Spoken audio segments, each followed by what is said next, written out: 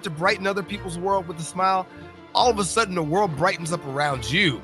It's like reciprocal. It's so interesting. And it's something in psychology that I don't want to talk about more because I don't have the studies in front of me, but it's something about us having a good attitude and keeping a good attitude around the people that we are having or around with that makes us so much better at whatever we want to do. Let's stop fighting beliefs. Stop fighting beliefs and let's try to find common ground.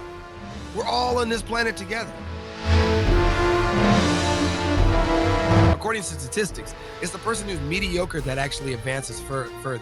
But is racism the reason the crime rates are so high? I can't say that. You know, that's a tough question. I don't think it's racism. The crime rates are going to be so high. I'm going to be honest with you. Actually, I can't answer that.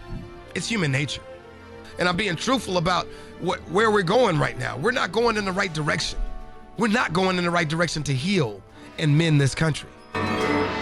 You know what time it is, folks. That's right. It's time for more In the Hot Box with Doc Reo. And today we're talking about self-efficacy versus self-confidence. And people are probably wondering, why are we still talking about self-efficacy versus self-confidence?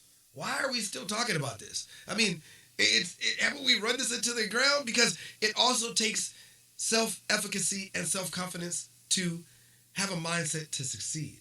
I mean, that's the important part. We're talking about going from belief to retrieving to achieving to success, right? Isn't that the case? Isn't that what's going on?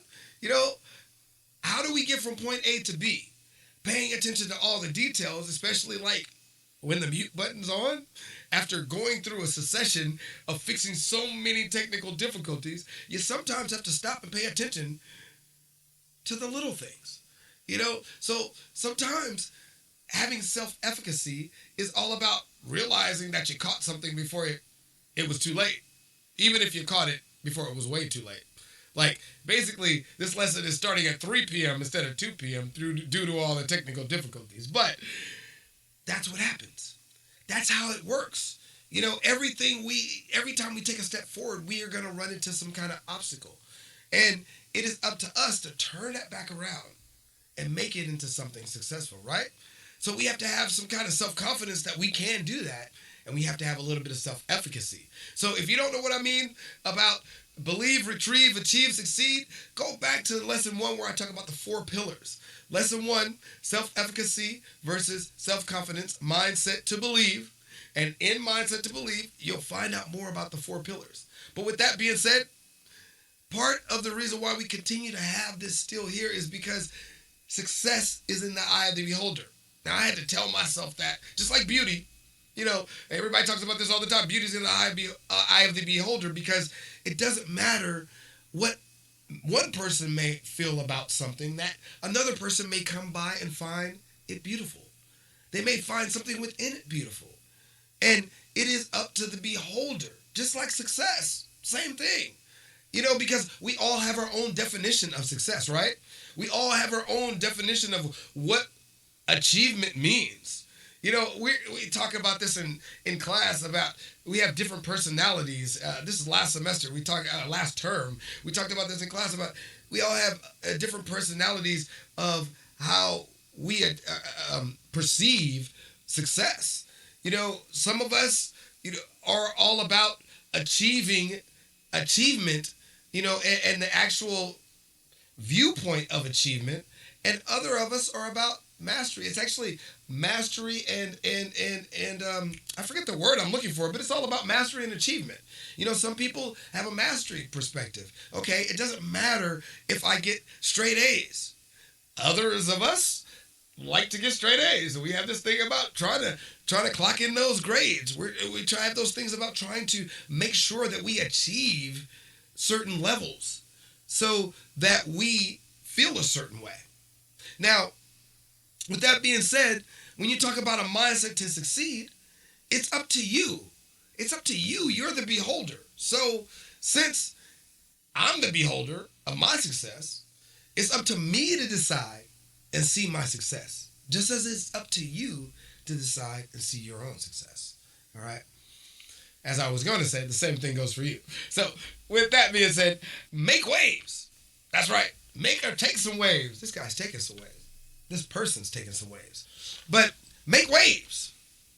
It's important for us to make waves in where we're going. And so the quote, the docism that I pulled from my archives, the docism for today is, make waves to move mountains and part the skies. That's right.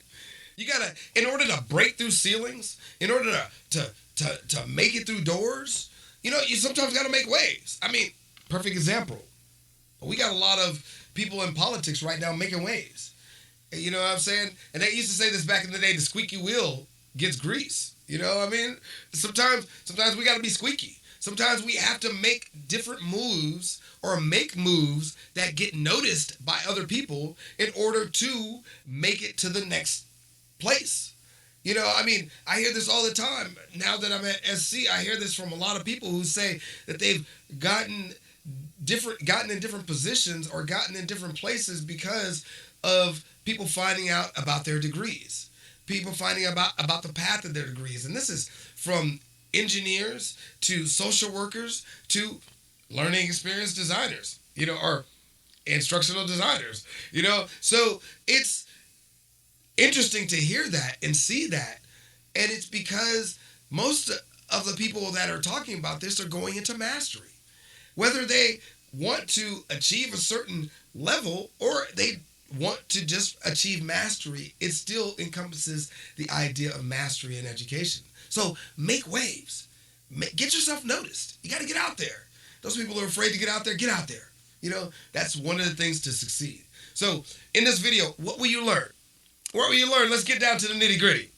You will learn how to recognize and take calculated risk, how to utilize authenticity to cultivate success, and how to avoid mental and physical overload. My favorite, cognitive overload.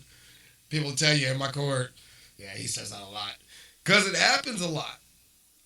Especially with me, I got a lot of tools that I'm working with or a lot of things that are going on in life. How many of you all got more than just one thing going on in life? And ever since you've been home and life slowed down, you seem to have increased the things you've gotten on in life, right? So cognitive overload is imminent. And so we're going to talk about how to avoid cognitive overload. And we're going to briefly talk about all these today because I've run out of much of my time. So we're going to make this lesson as short and sweet as possible. So let's see how it goes. All right. With that being said, who am I and why am I here? Some of you all know this. Some of you all have heard this. Let's run through it real quick one more time. I am a scholar with 5 degrees. That means I have a degree in social and behavioral sciences, degrees in arts and humanities, degrees in film, television, media, degree in journalism, degree in electronic media management, and I'm working for a degree in learning, design, and technology. That's a mouthful. So I've also been a professional musician since I was in elementary school. Yes, that means I was paid to play. Look at that little black dot right there. Yes, I say that because I was probably one of the only black dots in a lot of circles, and I didn't realize the privilege I had at the time, as well as the mixture of me being privileged and being oppressed at the same time. So that's interesting. Interesting view. So now that I've learned that, I'm going to talk about that one day too. So next, I'm also a veteran in the United States military, of the United States Army. Been a veteran. I've been a cavalry scout. They call us the 1 second lifespan. We go out in front, find the enemy, report the information back, and then sometimes we gotta duck and dodge the enemy. But our first weapon is supposed to be the radio, not our actual weapon. So when we're out there all alone in small groups, we're supposed to use the radio for backup, and people are far away. Interesting subject, right? But we can get back to that at another time. And I've been a producer, a broadcast journalist. I'm going for a master's in education, and I consider myself a learning experience designer. So now that we've gotten through that section, before we get into that, actually, if you find any value of what I'm saying and agree with anything I'm saying, please feel free to smash that like button. Please feel free to smash that like button and share it with somebody, It can't help if you find that it will help you. It may help somebody too.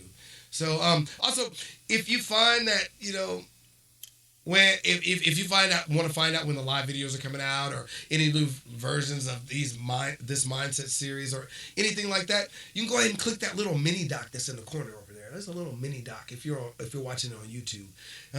If you're watching on any other channel like Twitch, you can click, you can click the follow button, or you can click any other like buttons, subscribe buttons, or just share it. It's all free. So, it doesn't hurt you to share it. And like I said, you might help somebody you don't know just by sharing a link, and that's helping one person. And that's all we're here to do, right? If we help one person, we may help a whole community. That one person may change the world, and we just don't know it. So, with that being said, oh yeah, and if you want to keep up and you just really, really, really want to stalk me on these videos, some people do, hey, I don't mind it. Go ahead and click that bell and go ahead and set the bell to get those future notifications. I don't have a newsletter coming out because I tend to stay away from newsletters because I feel like sometimes I annoy people with sending stuff out. I send out a lot of stuff on social media. So it's just easier if you want to come out, find me on social media, and that way you can find me. With that being said, let's talk about how you can let's talk about how you can recognize and calculate risk. All right?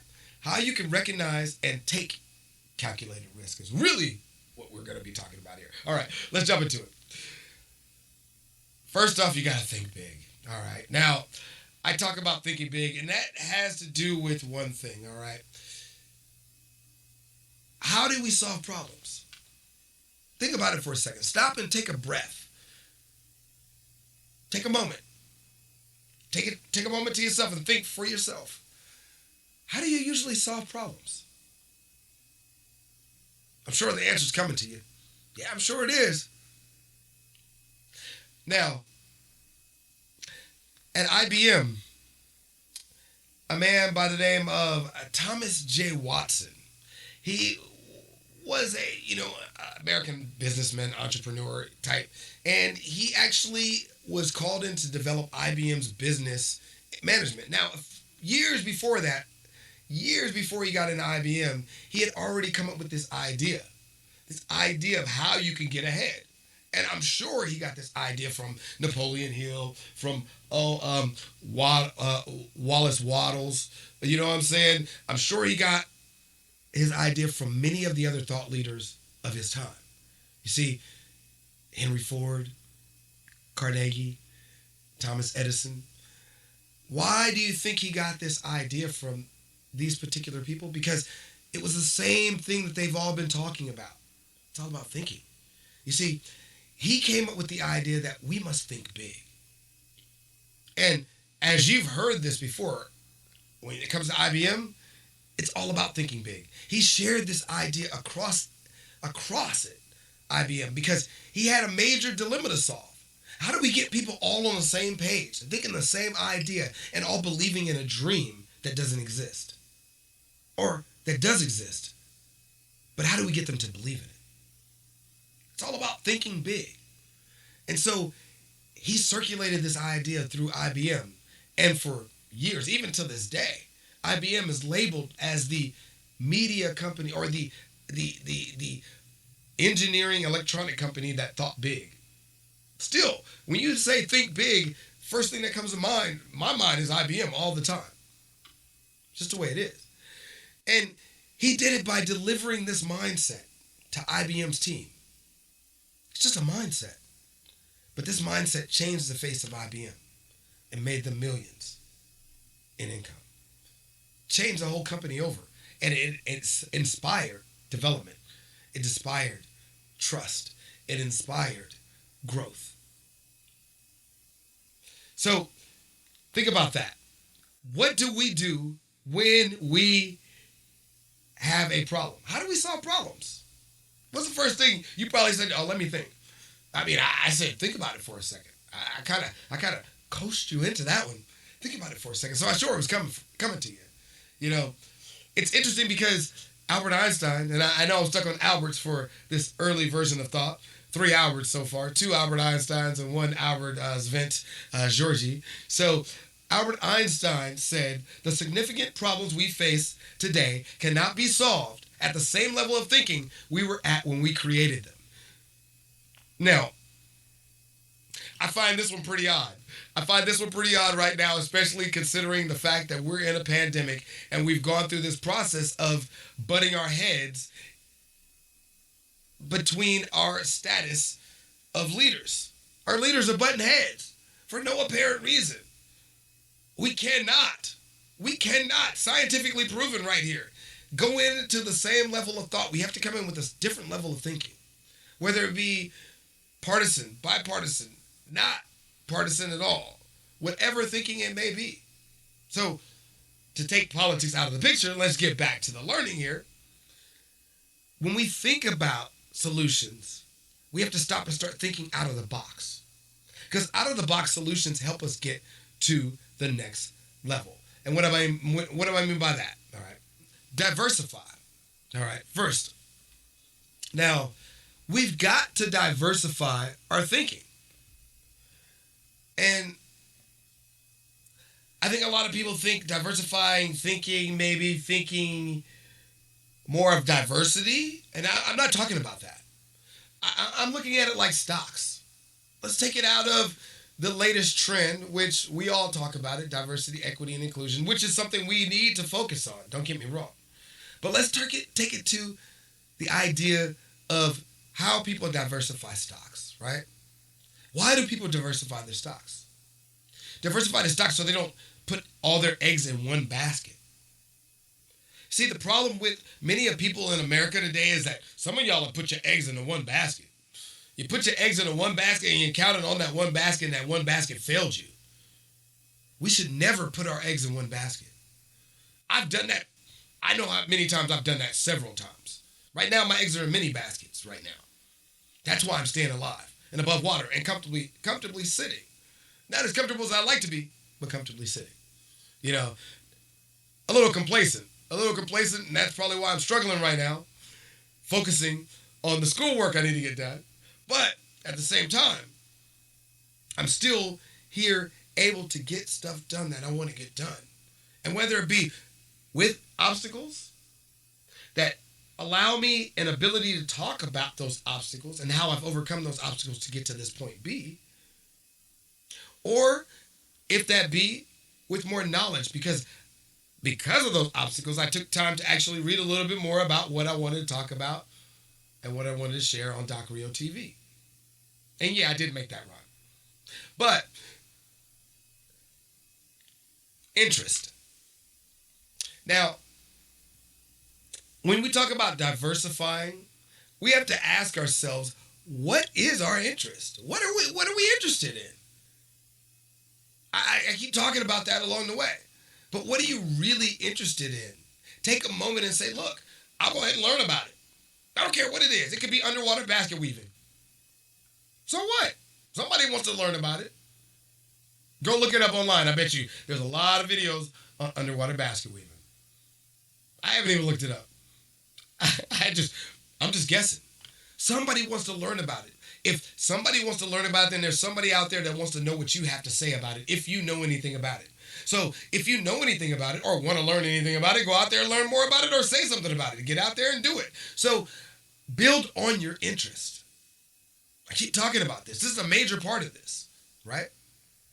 Interests are what we live on. Interests are what we grow on. Interests are what give us intrinsic value. Interest, intrinsic, sounds like they're related, right? Same root words, maybe? Risk. Well, here's another side of that. You got to be able to take risk. Because if you don't take risk, well, you don't give yourself a chance. If you don't take risk, you don't give yourself a chance. So if you don't take risk and you don't give yourself a chance, then you can't make moves the way you want to make moves, because you don't see the opportunities that arise because you're not in the place to where those opportunities will arrive, because you decided not to be around that place because it was risky. You see, sometimes taking risks is not just investing in yourself and putting money in yourself. And like I said, your interests. You want to go and learn about your interests. So one of the risks you might take is putting money into a class, whether it be online, you know what I'm saying? whether it be a master class, whether it be a physical class, you know what I'm saying? Or whether it be in higher education. It might be higher education. It might be a physical class down the block. It might be somebody that shows you how to tree trim. Tree trimming might be your interest. I know I got an interest in it. I've actually taken lessons on tree trimming. Yeah, because I was interested in it. Maybe one day I'll do a class on how I trim my trees, my plants, my palm trees, how I keep them growing, how I keep pakira trees growing without watering them sometimes, without caring for them, and how I keep them in a cycle of growing and not growing so that I can catch one of the pakiras up so I can have 5 twisted pakiras like I'm supposed to. I took a class on pakiras at a local nursery, local nursery. So you see, these are all the things that when we're interested in something, we go out there and want to learn about it. And why do we go out there and want to learn about it? Because it brings value to ourselves.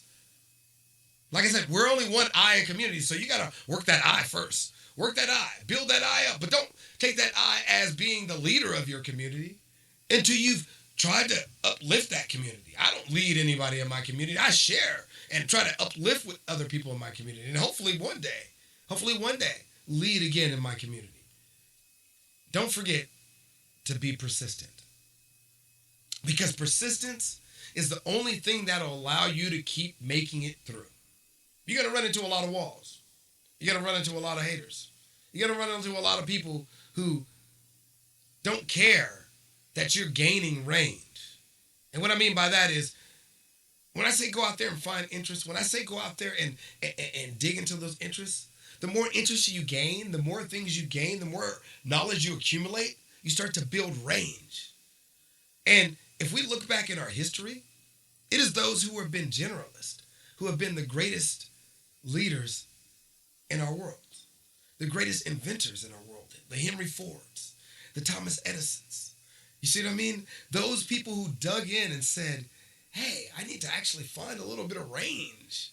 Dig in and do a little bit more. You see, Thomas Edison wasn't an inventor. I mean, he was an inventor, but he was more of a patents person. You know, he was more of a person who went out there and found other people's stuff to patent, to be honest with you. Just to be honest, that's what he did. Yes, he invented the light bulb, but he built range by going out and looking for opportunities. We got to build range. Don't get stuck. Don't get stuck in that one little job. Don't get stuck in that one little job that left you hanging right now.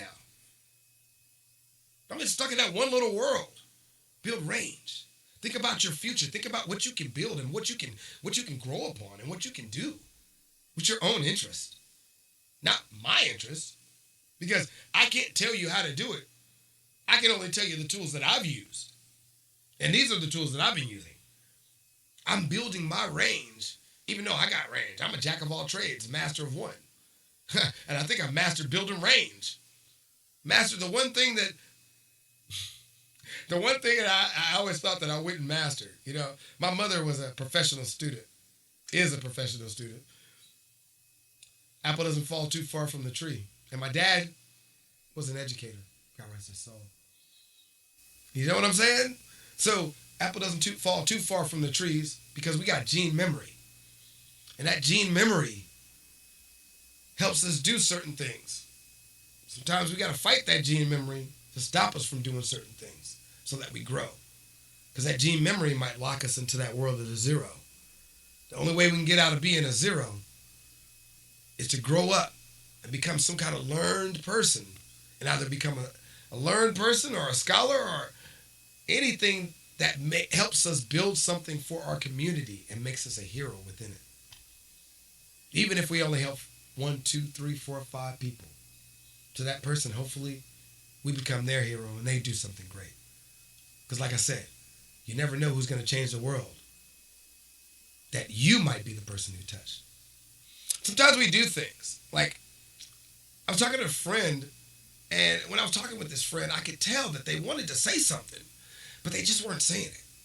You know, and I could feel it. I could just feel it kind of resonating off of them, and they were kind of being quiet about it. And I was like, you know what? I'm interested in what you got to say. Just go ahead and tell me. And they really didn't say it. They kind of said a little bit about it, but they kind of brushed it off. But then we got in front of a few more people, and all of a sudden they opened up. They opened up and it all came out. And I was glad to hear it. I was so glad to hear it because I could feel it coming off of them. I could feel it resonate. So happy that I could be the person who initiated that to allow them to relieve that tension that was on their shoulders and get that tension out that actually taught us something. You know, so you never really know what you might learn. And you never really know who you may help to grow. So help people grow. Let's talk about the 4 pillars of growth. And I said we'll talk about the 4 pillars of growth. Go back if you didn't learn what I mean from believe, retrieve, succeed, achieve, succeed.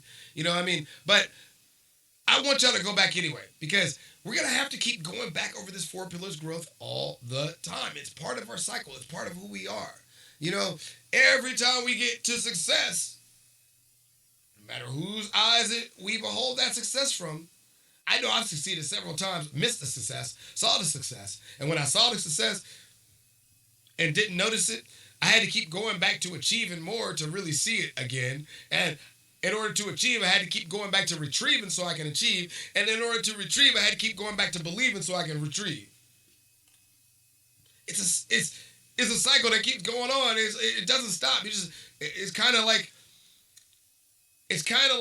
a circle that keeps bouncing back on itself, like a clock going clockwise and counterclockwise all the time. And I feel like that. And sometimes, you know, I remember when I was in school, they used to have these clocks, and the clock would jump backwards before it jumped forward. Anybody remember those clocks?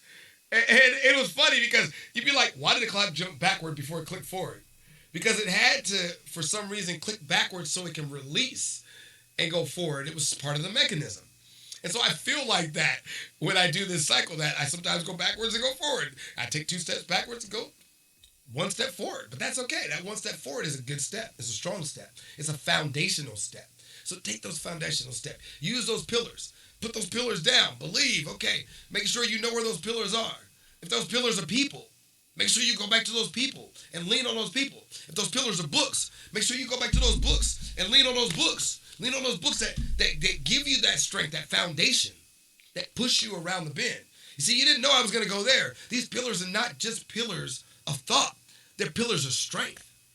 And those pillars of strength allow you to keep making that path. And if you remember where those pillars are and you set them in the right places, you won't need to keep going back to them as much because you can see them from afar and say, yeah, hey, I know I left that at Tom's house. Let me call Tom real quick. Hey, Tom, how you doing? It's good to talk to you, Tom. Yeah, I'm having one of those days.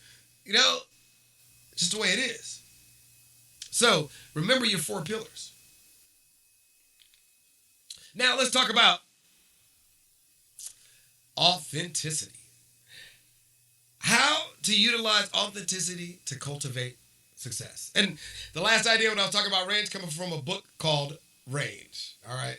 And the idea when I was talking about right now, that I'm talking about authenticity and cultivating success, come from, you guessed it, Brene Brown. I gotta love Brene Brown. Gifts of Imperfection is one of my favorites. You know, just as the music lesson. And you'll see these 3 books. You'll see 3 books in the description when this is reposted. Courage, compassion, and connection. All right? Brene Brown talks about building authenticity. And when she talks about building authenticity, she says it's challenging. It's challenging for us to really build authenticity without paying attention to 3 factors. 3 major factors, all right? In her words, I'm actually going to read her words. She says, if we're going to choose authenticity, all right, authenticity is a daily practice of letting go of who we think we're supposed to be and embracing who we are. That's powerful. That's so powerful right there. One more time. Authenticity is the daily practice of letting go of who we think we're supposed to be and embracing who we are. You can't get anywhere if you don't believe in yourself. So you got to embrace who you are in order to succeed. And sometimes we can succeed and have problems. You know, I was in a position and I got several different accolades and I got some awards and I felt like I didn't deserve them. Yet and still, I was getting them.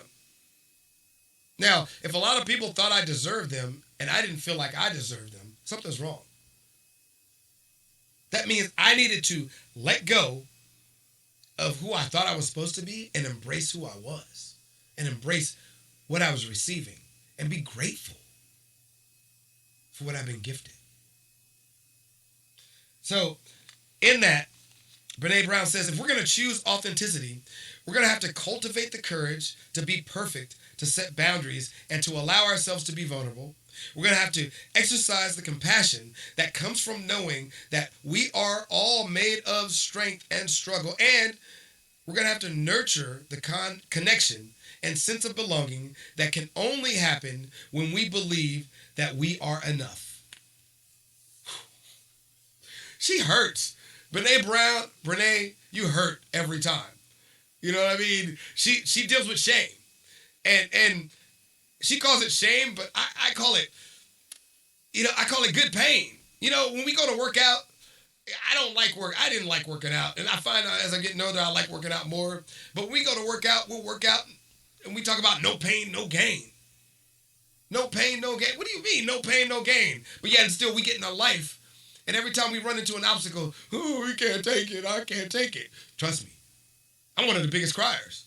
I'm going to be so honest. Many of y'all know me. I cry. I can't take this. Excuse my language. But seriously, I just can't take it sometimes. And when I can't take it, I fall apart. Just like everybody else. But yet and still, we talk about no pain, no gain. I can get down and do 100 push-ups straight and talk about, no pain, no gain. Oh, I'm tough. But when it comes to real pain, I can't deal with it. It's because I must let go of who I think I'm supposed to be. Accept who I am. Think about the obstacle that's in front of me. Think big about the obstacle that's in front of me. And have a little courage, compassion, and connection. And what does that come with? Let's jump into what I was going to say about that. That comes with, first off, courage comes with intent. We got to look at our intentions. What do you really intend? I mean, you're not going to be courageous if you intend malice upon someone or something. So I wouldn't consider you courageous. Why would anybody consider you courageous if you intend malice, harm upon people? You know, people look at you differently, and they will turn away from you and against you and block you off of social media. Impact. That's the impact that you will have. It's just the way it is. You know, so it's important that when we think about our intention, we must think about the impact it's going to have. Even if it's good intentions, intention versus impact are two things that we must understand just as much as we must understand self-efficacy versus self-confidence. They go hand in hand. We can't have self-efficacy without self-confidence. We can't have impact without intention. And we can't have intention without impact. Because we always intend to do something, and it's always going to cause an effect. Newton's law of physics. You know, everything has an equal and opposite reaction. Every action has an equal and opposite reaction. You say it close to right if I'm going to paraphrase. Now, also, in that, we should consider a few things.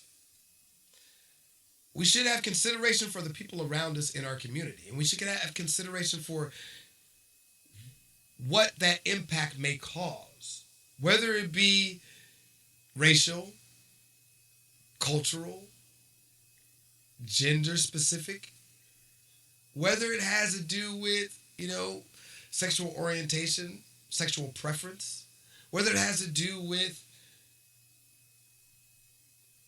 family problems, anti-Semitism, whether it has to do with disabilities. And I don't want to say that word. You know, I'm disabled, yes, but I don't like saying that word because I don't believe that everybody is unable or not able to do something. I believe we all have something to share that we can give back. Whether or not it's able in society's terms doesn't mean that people are not capable. So props out to any of you who are disabled and still pushing out there and still fighting through your obstacles to make things happen. Props. Also, let's take a look at compassion. Compassion. And props out to anybody out there who's staying alive and surviving in this time. But just take a moment. I want to give props to all of you out there who are making it through this time. No matter what's going on in your life, no matter where you're at right now, take a moment and pat yourself on the back because you're a survivor. All right? And that's that compassion, I think about this all the time. I see tent cities popping up in a lot of places. And I think I would probably have a little less compassion for tent city if I hadn't had those other shoes. Now, that was an accident for me to click that button and other shoes pop up. But I mean, if I hadn't had the chance to wear those other shoes myself. When I went homeless that last time, that wasn't my first time going homeless. I've been homeless before that, but not as bad as that. I've been homeless and slept on other people's couches or couch surfed or whatever you may call it. When I was in Lancaster and was in the midst of the system, the being a ward of the court and in the foster care system, I had to sleep in a ditch because my foster family kicked me out because they didn't want me to go to school late when my classes were late at Antelope Valley College and come home late and eat because they like to lock the food in the cabinets at a certain time. And, it just got frustrating for me. So I left. I ran away. You know what I mean? I was an adult already. They were just making money off of me going to school. Be honest, so they could pay for their house. Let's just be honest. But at the same time, I wanted to try to go to school. And they didn't really want to help. They wanted to get babies. They said they wanted to stop taking care of teenagers and start taking in babies into their house. So they were already in transition in their mind. So it doesn't matter. That's just the way it is. And I ended up having to sleep in a hole with kids who ran away from their rich families because they had other issues. But who am I to say? Their pain is in their eyes. Their pain is in what they behold. This one's going to be hard for me to say because there are a lot of privileged people in America. Privileged. That haven't seen real pain. But who am I to say how that pain affects them? Everybody sees pain a different way. Just like beauty is in the eye of the beholder, so is success and so is pain in the eye of the beholder. And I have to consider that. And I have to be compassionate about that. And sometimes I have to wear the other shoe. Even if they don't wear the other shoe for me.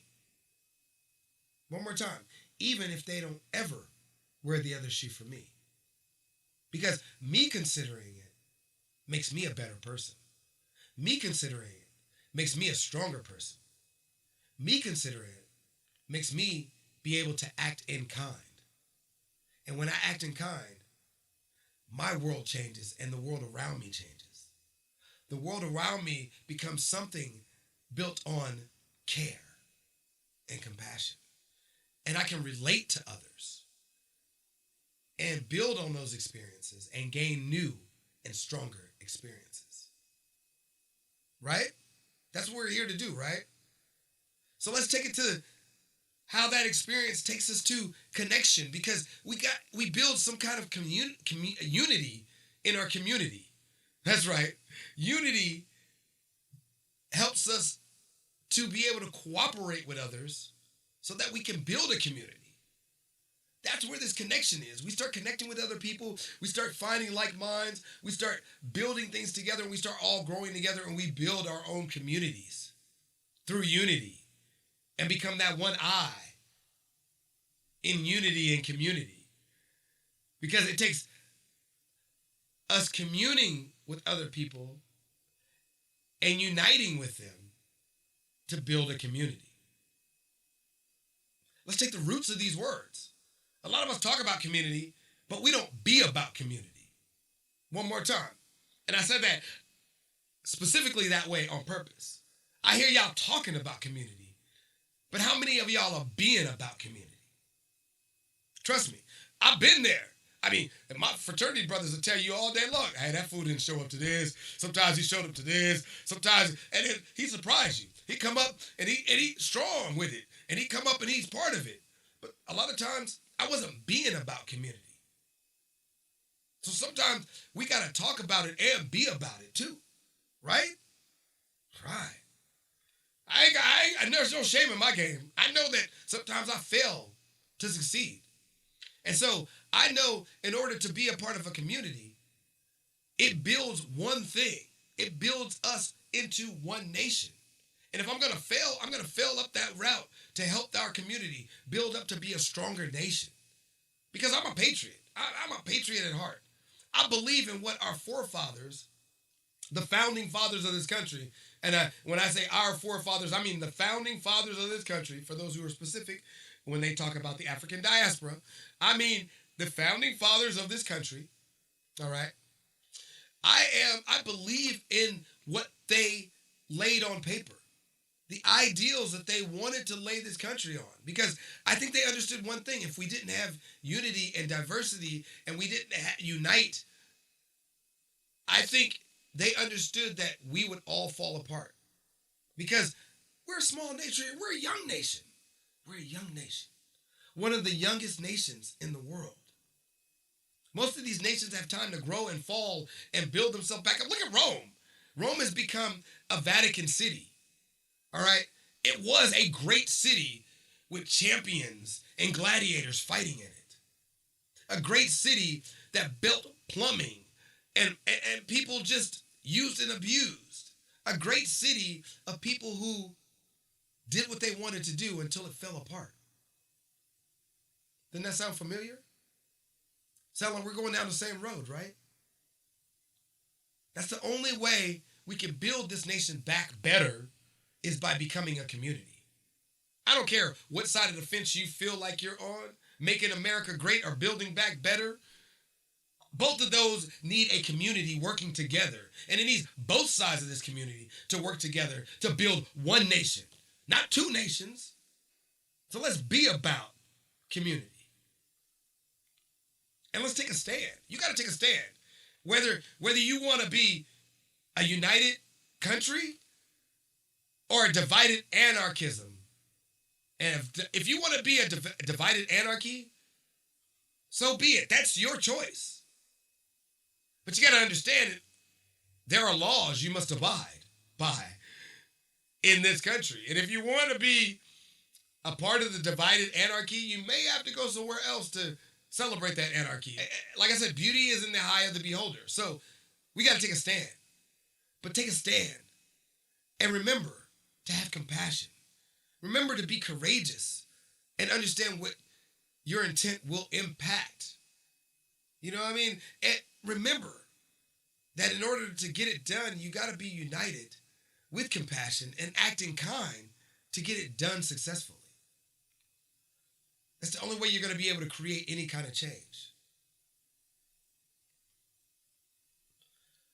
So, with that being said, let's go. Let's go. Got to get it done. If you want a mindset to succeed, if you want to make things happen, you got to get it done. Let's go. Ain't no stopping. You just got to go. Got to get up, get out, get something. Don't let the days of your life pass by. You need to get up, get out, and get something. Don't spend all your time. You know what that says. What in my way? Think about the things that are in your way, right? Because there's going to be things in your way no matter what you do. No matter where you go, no matter who you say, no matter who you talk to, there's going to be things in your way. Trust me, always. Yesterday was Obstacle City. No matter what I did, I ran into an obstacle. And every time I turned around, it was a new obstacle. Matter of fact, let me give you an example. All right. I went to the bank, right? I went to the bank. 3 different banks. 3 different banks, and could not withdraw money I needed from the ATM. Every time I looked inside the bank, I was like, no, I don't want to go inside and stand in line. Because I had to drive somewhere. So I drove across town. Went to the bank, to the ATM. 3 more ATMs said, no, we're not going to give you the money. So I had to go inside. This one had a small line. I was like, okay, yeah, small line, 2 people.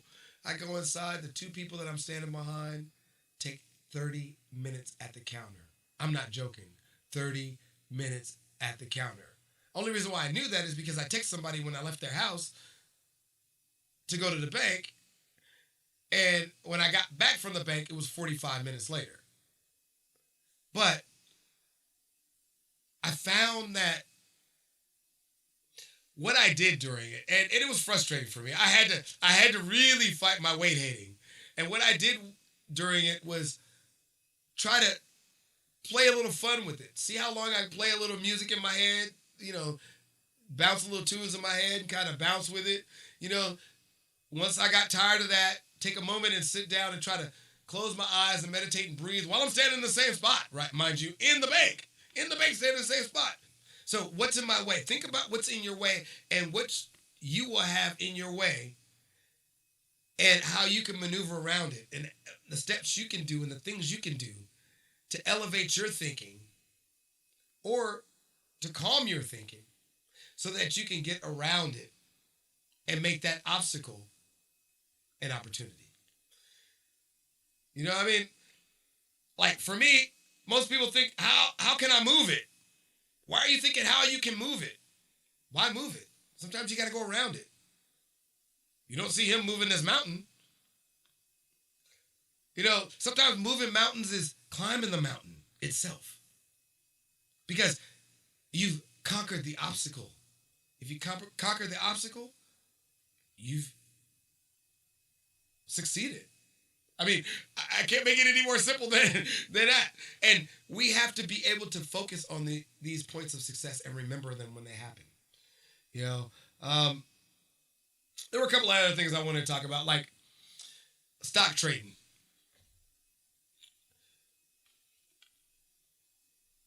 When we go for success, we should only focus on the things that we know. Warren Buffett talks about this all the time when he talks about stocks. He says he only invests in the companies that he understands. I know a lot of people that got a lot of stock out there and they got 401ks out there and they got money in these 401ks and they're being put into hedge funds and they don't even know what the hedge funds are backing and they're losing their 401ks. They're losing their retirement because someone else is managing their money. Get out there. Pay attention to where your money is, what's going on with your money. All right? And make sure you invest in the sure bets, things that you know, understand, and can trust. If you like Apple and you know Apple's going to boom and you just want to spend money in Apple, go ahead and put in Apple. But to know that popular stocks like Apple are volatile.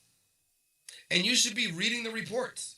You should be knowing the background of the company and reading the monthly and quarterly reports, knowing what they've made and knowing what they've lost. So you know what you're getting back in your dividends. So you know what you're going to achieve. You see what I mean? And so I think that is important. And I want to go back to the debauchery again. I think when you cultivate authenticity, you got to understand, we all been there. I'm gonna just get a little dirty here, all right? We've all been in modes where we want to either please ourselves or just lay around and be pleased all the time, right? That could be food. That could be sex. That could be television. That could be anything. That is debauchery. That is self-pleasure. Sometimes our self-pleasure can get in the way of our moving forward. So sometimes it takes us saying, okay, you know what? I'm going to forgo that moment of self-pleasure and I'm going to transmute it. I'm going to take that energy. Transmute means taking that energy and putting it into something else so that that energy is left. Like I know a lot of people talk about this. They've transferred their addiction. It's like transfer. You know, they've transferred their addiction from one thing to the next. Whether that they've transferred it into something positive, which motivates intrinsic value and helps them build their future, or they've transferred into something that is wrong, that destroys their future. That is the same thing as transmuting. If you're taking it from one area and putting that energy into another area, you're transmuting that energy. And I specifically want to talk about, especially in this time, because I know there are plenty of people with their sexual energy. Trust me. We all go through it. Trust me. I transmute all the time. I'm like, I got to transmute this energy and get to work on something. You know what I mean? Because I'm solo social distancing. So you know I'm like, yeah, I'd like to get out and get me some fun. But instead of getting out and getting me some fun and risking, I'm taking that energy and putting it to positive use. I'm taking that energy and putting it into something that can help me grow in the future.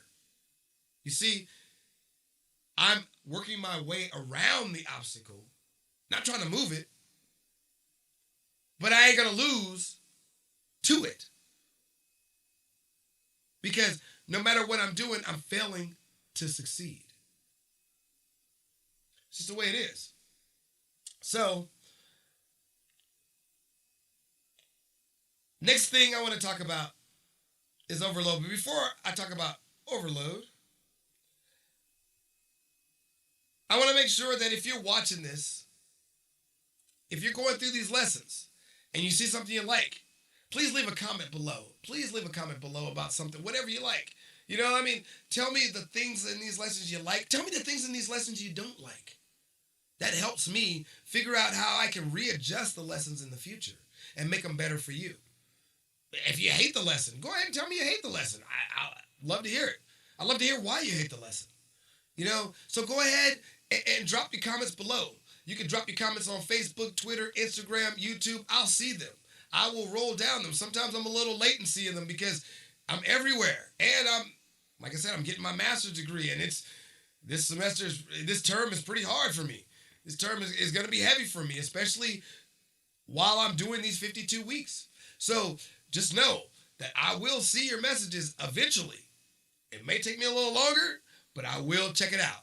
Because I see people coming back and watching later. And the algorithm tells me that y'all all are watching, but y'all aren't subscribed. So please, if you're watching, please stop by and subscribe. You know what I mean? Go ahead and hit that subscribe button. It helps me out. It helps the community out. It helps my videos get out to more people that may help more people. But please, if you do like it, make sure you go by and hit that like, smash that like button. Just smash it a few times.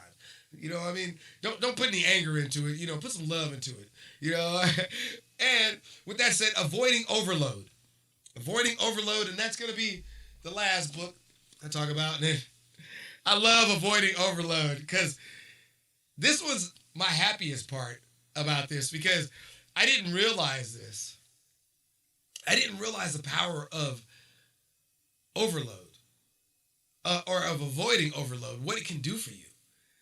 And it took me years to understand that I was overloading myself all the time. I still do to this day. And that the power of being able to avoid that and grow with that makes me just grow so much better. I mean, the only way I can get into this is just go ahead and say, look, schedule your work. The best way to avoid overload is to schedule your work, all right?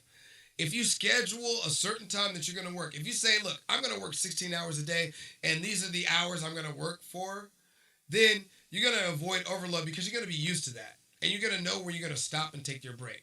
Now, I listen to Grant Cardone all the time, and he says, work 24 hours a day, da-da-da-da-da. Not everybody can do that without overloading. And I know he stops. I know he takes his break. He works 16 to 18 hours a day. But he takes family time. He does. Otherwise, Elena would be like, you don't take any family time at all? You work 24 hours a day, right? Right? So, otherwise, he would have no kids. I mean, he wouldn't have children if he didn't take any family time.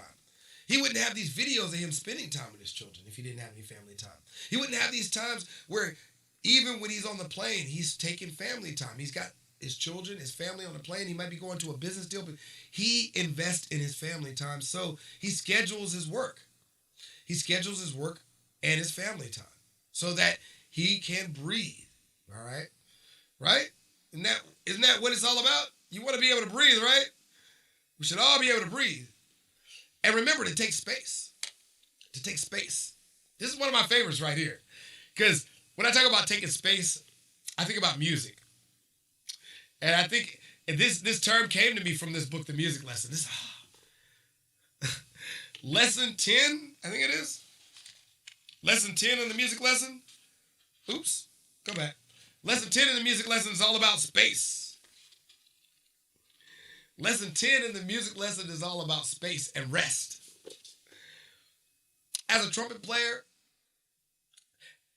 I finally learned to appreciate rest.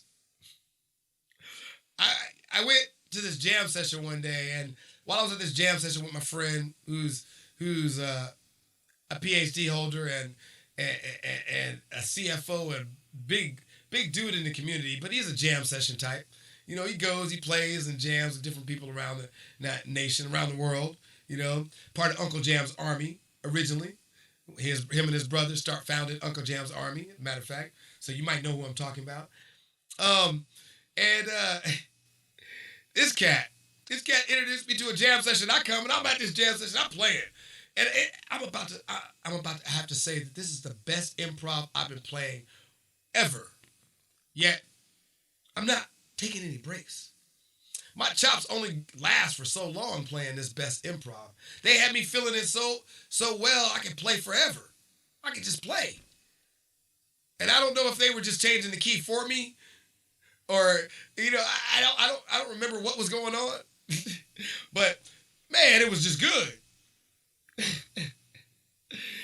And because I didn't take the space, I was only there for an hour, when the jam session lasted probably 4 or 5 hours. You know, I burnt out my chops, and on my way out, I heard somebody say, well, if you would just take some rest, if you would just take some breaks and stop playing so much.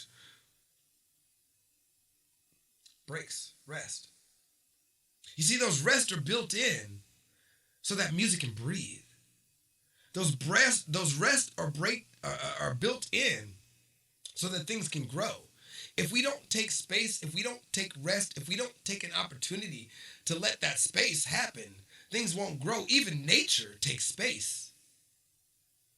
Nature should teach it. If anything we should learn from nature. Nature takes space and allows things time so that it can grow and become stronger. So take space so that you can grow. He talks about zero. How it's the most powerful number. Now, people don't get it. 0 is more powerful than any number in the world, in the known system. Why? Because 0 is something and 0 is nothing. It is the only number that is two forms. Every number has to be something, but 0 is also nothing. And 0, when added to a number, like most people think, oh yeah, you add 0 to a number, you're still going to have that number.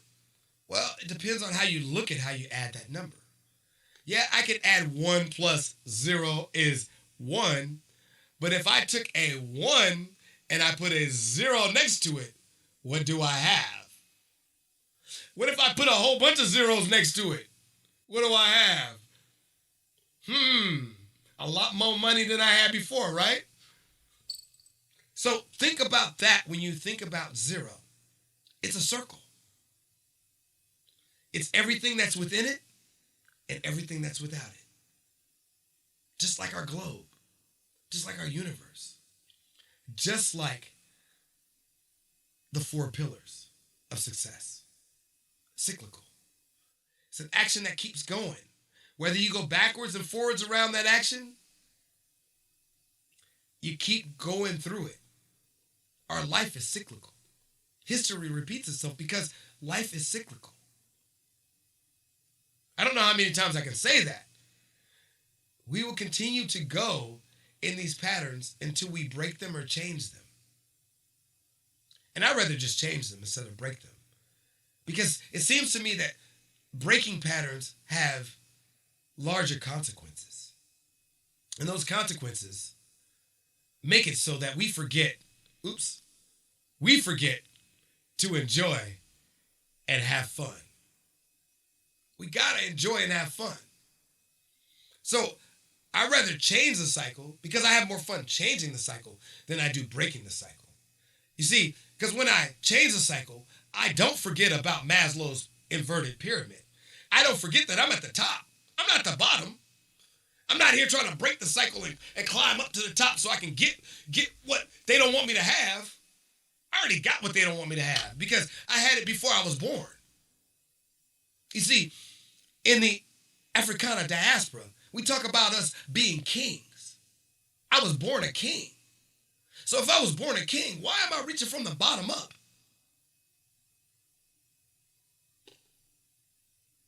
I should be taking a path down and talking to the people and becoming a part of the community. Taking that path down with esteem, with love and belonging, with my own needs of safety, with my physiological needs taken care of because I've already self-actualized where I should be in life and where I should be going. And within that, I know that starting from the bottom mitigates the dream and starting from the top raises the performance bar. You see what I mean? All the objectives will be covered, but I will get better results not having to reach up and trying and being oppressed by society. Society is going to oppress us any way we see it. Society is going to try to hold us back no matter what field we're in. But if we believe we're greater than that oppression, we can beat it every time. That is having a mindset to succeed. That is a growth mindset to succeed.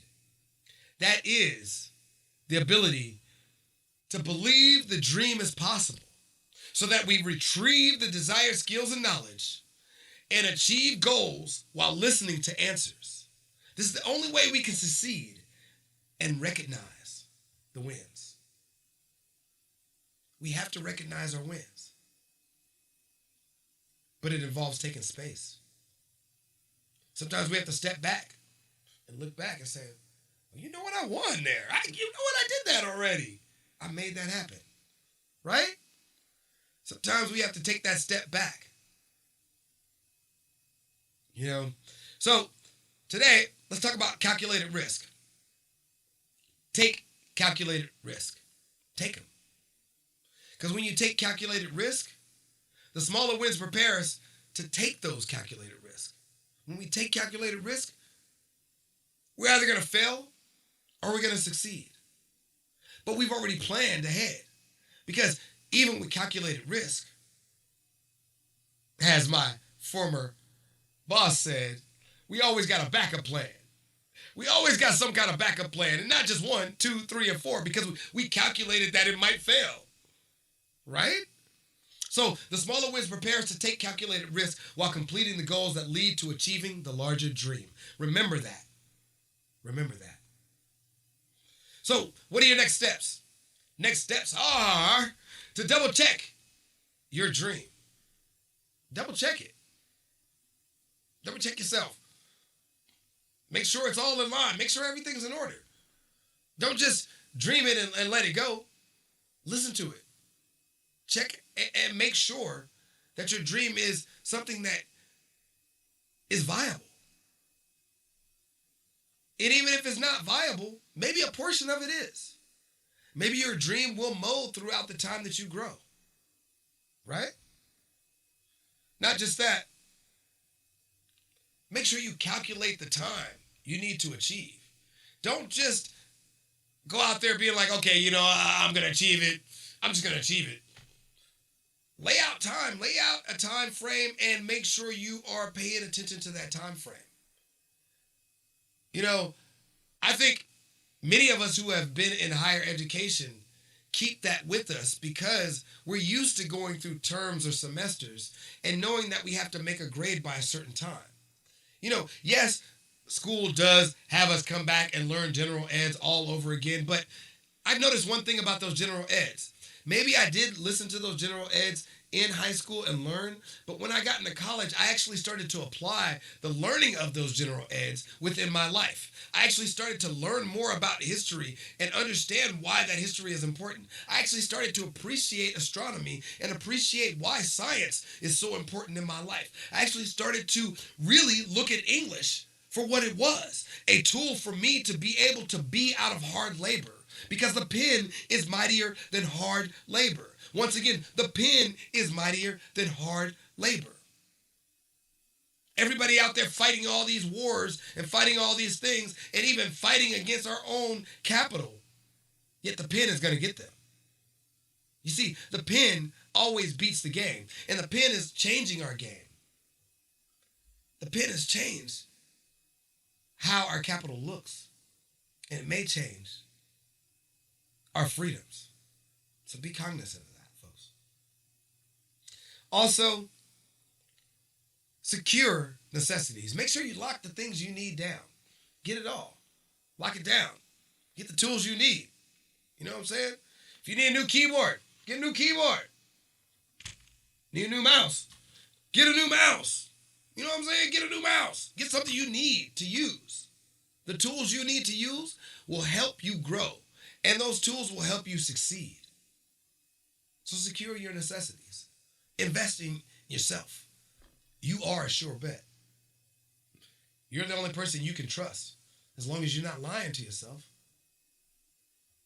So don't lie to yourself. Make it happen. And last but not least, keep track of your progress. Got to keep track. Got to remember that you went from point A to point B so that you can see the wins. Because if you don't track your progress, you're going to miss the wins altogether. You're not even going to step back. See, keeping track of your progress is an opportunity to take space, to actually visualize what's going on after you've made it from point A to point B. Don't we all want to make it from point A to point B? So let's do it. Let's get there. And with that being said, you can always hit me up. You can always hit me up if you like anything you see here. If you really find value in anything that I've said, please make sure you smash that like button, and please make sure you come on back again. Share it with a friend.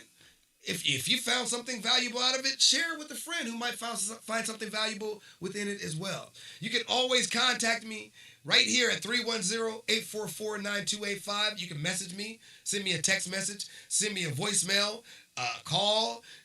You can even go on docreo.com and email me through our chat system. I'll make sure I message you back.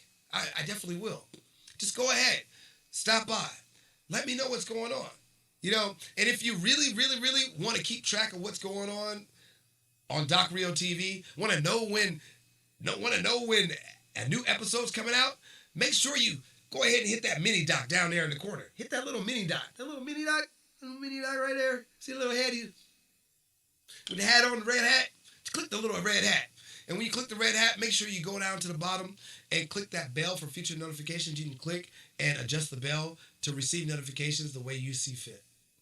Because remember, beauty is in the eye of the beholder, and you are the beholder. It's your choice. So, with that being said, if you want to know more about the references today, the books I came from today, I came from 3 books. 3 books I was focused on today. 1, Range by Mr. David Epstein. David Epstein, Range. All right. This book is Why Generalists Triumph in a Specialized World. I don't know why I guess it's all lower range when you copy the I don't know. Anyway, but yeah, Range, that's one book, and that actually focuses on why having a range of skills, why being a jack of all trades is actually better than being specified, specialized. Because being a jack of all trades, you get to see from different fields and you get to experience from different fields. So it talks about different people who have made it to be greater than some of those who have specialized throughout their life. Then the next book I want to talk about, one of my favorites, Brene Brown, The Gifts of Imperfection. The Gifts of Imperfection. The Gifts of Imperfection by Brene Brown. Good book. Yeah, Yep. It talks about shame. It helps us deal with shame. But I take it even better. It helps us become more authentic to ourselves, to our community, and to our people around us. You know, I think this book right here is really a growth book that everyone needs. You know, I talk about Strength Finders, which is back there right below The Richest Man in Babylon. You know, that little white book that's right back there on the stack behind The Richest Man in Babylon over there. See that little white book on the stack? All right. Now, I only know that because I'm always pulling out that book. I'm always pulling out that book to look up my strengths, to help me remind myself that I do have the confidence and I am effective and can make things happen in my life. So sometimes I have to look at my strengths so that I can work on those strengths and utilize those strengths to remind myself that I can. Does that make any sense? I don't know if that really makes any sense, but using my strengths actually builds up my self-confidence and it builds up my self-efficacy so that I go out and do more. So I look at that book often, but this book I should look at more because she's got a lot of areas in here that, yeah, they hurt when we think about them and when we look at them, but Brene Brown, she gets to the nitty-gritty of how we can make change in our life and be a better person within ourselves. So, and then last but not least, one of my favorite books, Victor Wooten, The Music Lesson. This is a voyage, a spiritual voyage. I think it's a spiritual search for growth through music. And it could be a made-up story. It could be a fictional story. It could be a true story. But some of the lessons in Music Lesson are very interesting on how music and life are related and how we can see life differently and see success differently through music. So I use that to talk about space and rest and us taking space. If nature can take space, we can too. You know. With that being said, this is Doc. Stay tuned for more In the Hot Box with Doc Reo as I come back next week with a new series. That was it for this part of the Mindset series, but a new part of the same Mindset series. I told you I'm going for 52 weeks. This is week 4. So I got 48 more weeks to go. Yeah, dyslexic math. 48 more weeks to go to serve up lessons for you and hopefully for me too. The more I do, the better I get. The more lessons I put out there, hopefully the better we all get. And one last thing. Peace. I'm out of here. Stay tuned for more In the Hot Box with Doc Reo. If you or someone you know is having thoughts of harming themselves, please contact the Suicide Prevention Hotline at 1-800-273-8255. That's 1-800-273-8255. And if you're a veteran of the armed forces, press 1 after dialing 1-800-273-8255.